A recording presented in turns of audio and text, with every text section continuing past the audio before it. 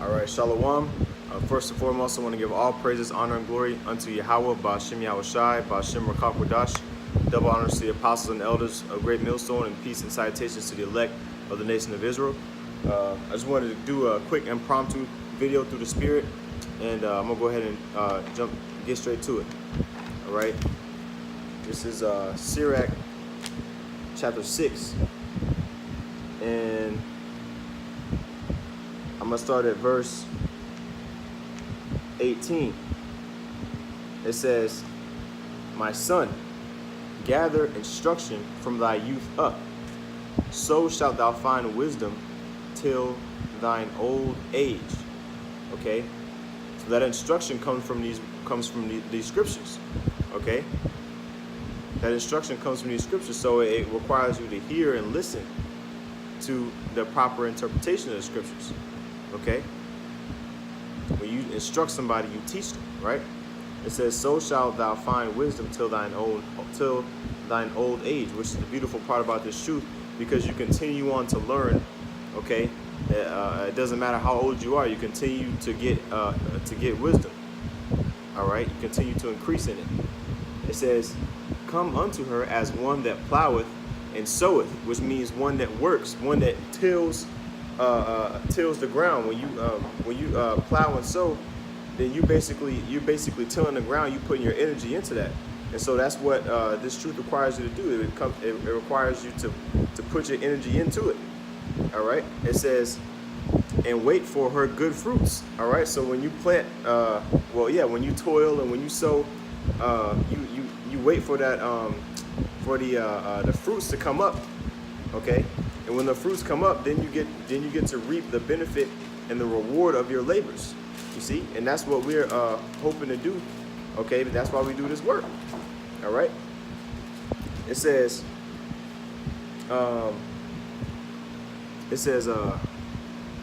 verse 19. "For thou shalt not toil much in laboring about her, but thou shalt eat of her fruits right soon." All right. So we're not going to continue to work forever without receiving a reward and a recompense. We're gonna actually reap soon, man. It's gonna be an early reaping. Okay, this is Psalms chapter 126, verse 4. It says, "Turn again our captivity, O Yahweh, as the streams in the south. They that sow in tears shall reap in joy." Okay. Verse 6. "He that goeth forth and weepeth, bearing precious seed, shall doubtless come again with rejoicing, bringing his sheaves with him." All right. So we toil, and we break our break our back, so to speak. All right, in doing this work, so that we can receive the kingdom, so that we can receive the reward and the recompense of a profitable and diligent servant. Okay, because we are bearing these seeds right now. We planting the seeds in the minds of the elect, so that they can grow to be fruitful. All right. It says, this is 1 Corinthians chapter 3, verse 7. Verse 6. It says, "I have planted, Apollos watered, but the Most High gave the increase. So then neither is he that planteth anything, neither he that watereth, but the Most High that giveth the increase." All right. And so the Most High is the one, Yahweh Ba'ashem Yahushai is the one giving us the increase, man. All right, just a moment.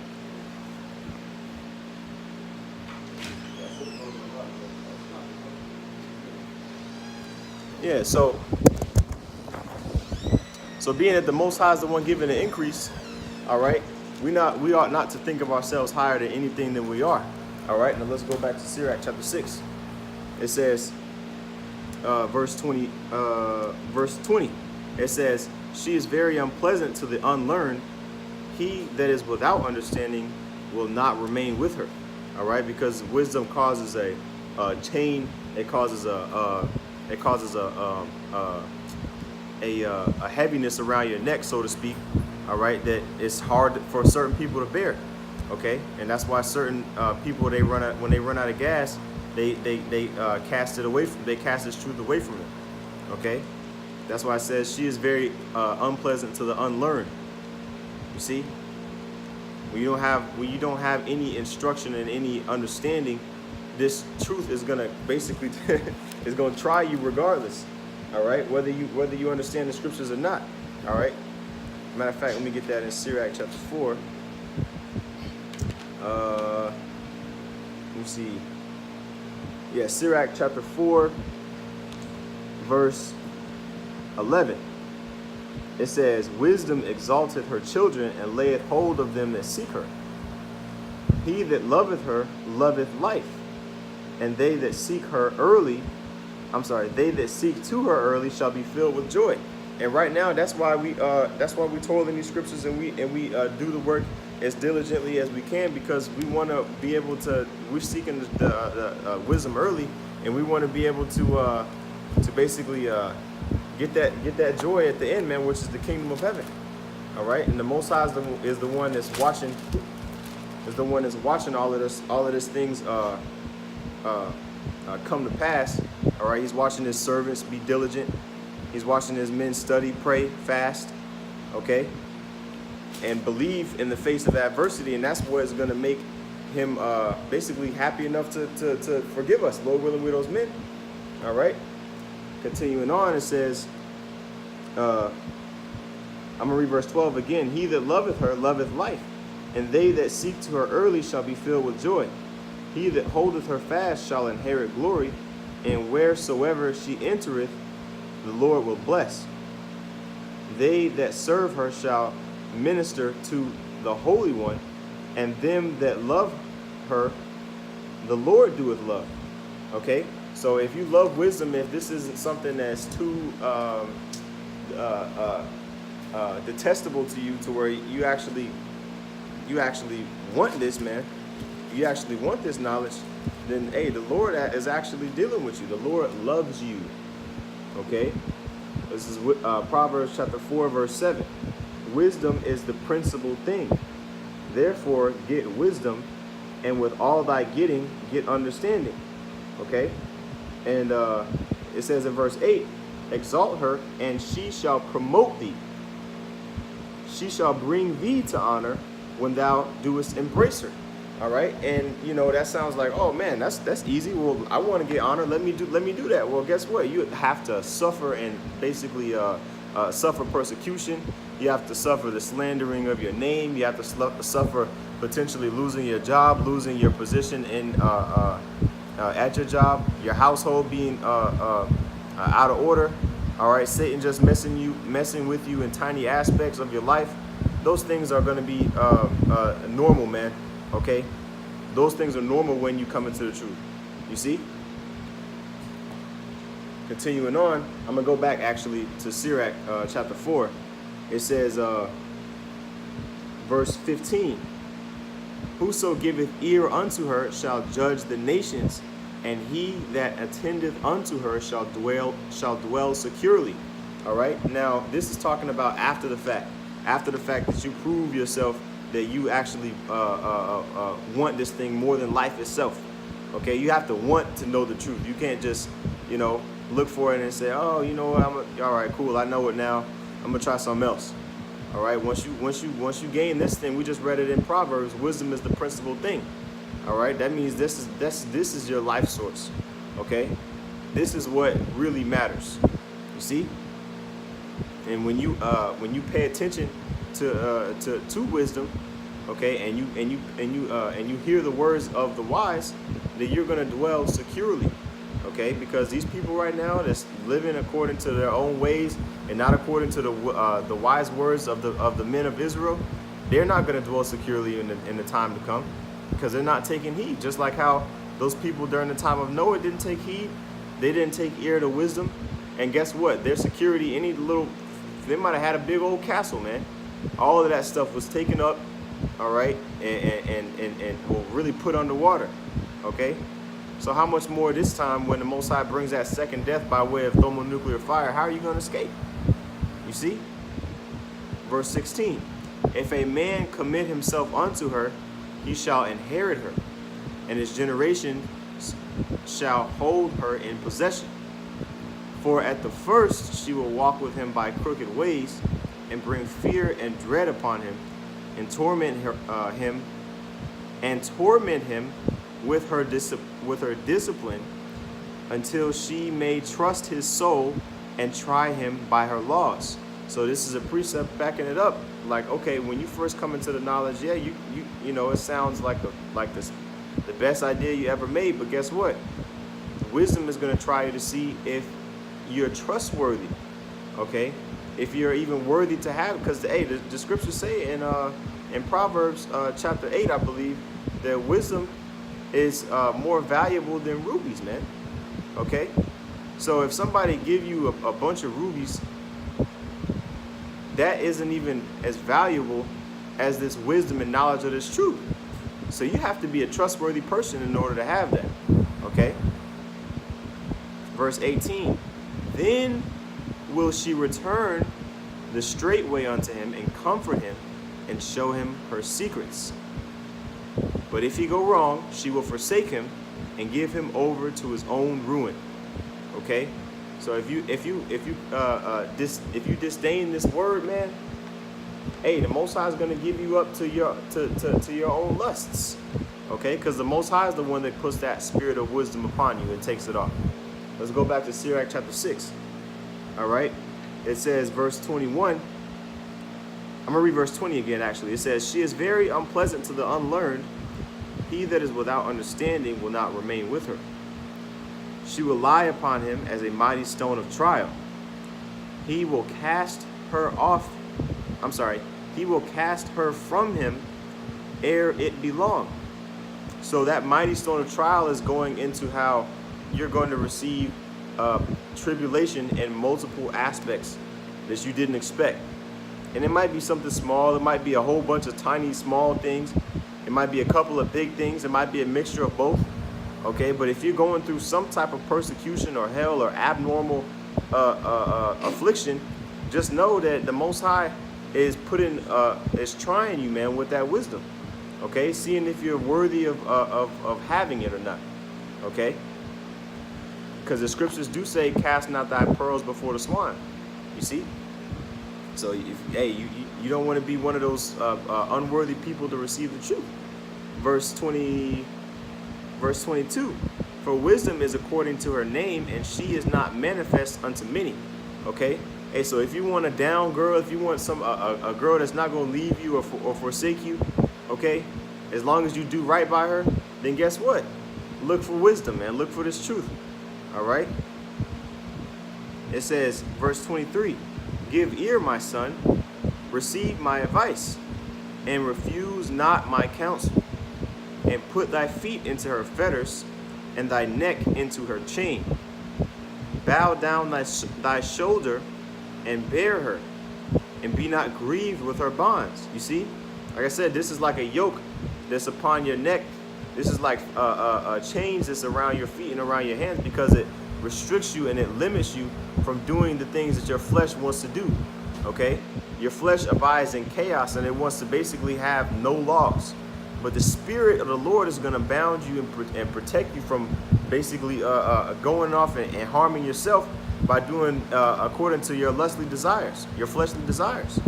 You see, and so like I said, it's gonna limit you from doing the lust of the flesh. All right.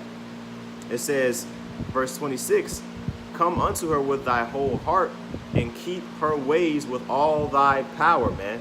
So to the best of your ability, that's why we say to the best of our ability, we keep the law, statutes, and commandments. Because everything that's in our power to do, man, we try to please the Most High by doing His laws. Okay, and when we apply wisdom, it's not just executing the laws, but it's executing proper judgment. Okay, because the application of the law in a proper context, that's true judgment. All right, and that's how you are able to discern spiritually. That's when the Most High starts giving you more and more levels of understanding, when you're able to properly discern spiritual situations. Okay, it says verse 27. Search and seek, and she shall be made known unto thee. And when thou hast got hold of her, let her not go. All right. So we search for the scriptures. We search within the scriptures. We might have at particular times in our life wanted to know what the truth was. I want to know the real truth. I don't care what nobody thinks. I don't care what how anybody looks at me. I just want to know what it feels like to have the truth. All right. And now that we have this truth, there's no way to turn back, because now we're in a better position than people who are suffering due to their lack of understanding. The scriptures say in Hosea 4:6, or is it 4:9? One of the two.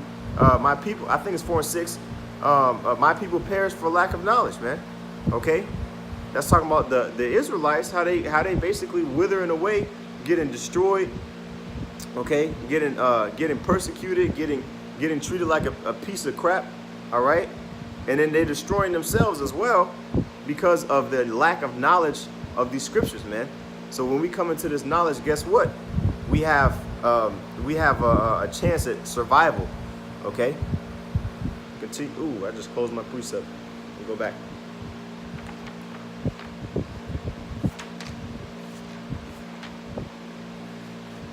All right, continuing on in Sirach chapter 6 and verse 28, it says, "For at the last thou shalt find her rest, and that shall be turned to thy joy.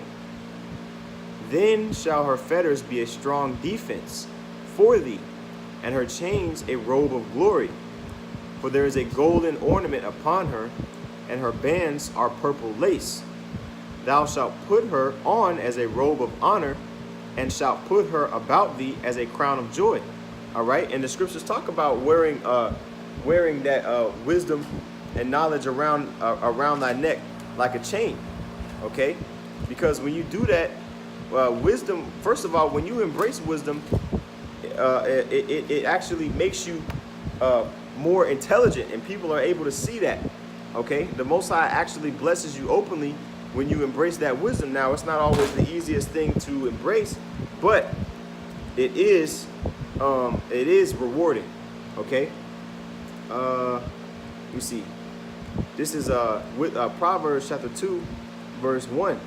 It says, "My son, if thou wilt receive my words, hide my commandments with thee, so that thou incline thine ear unto wisdom, and apply thine heart to understanding.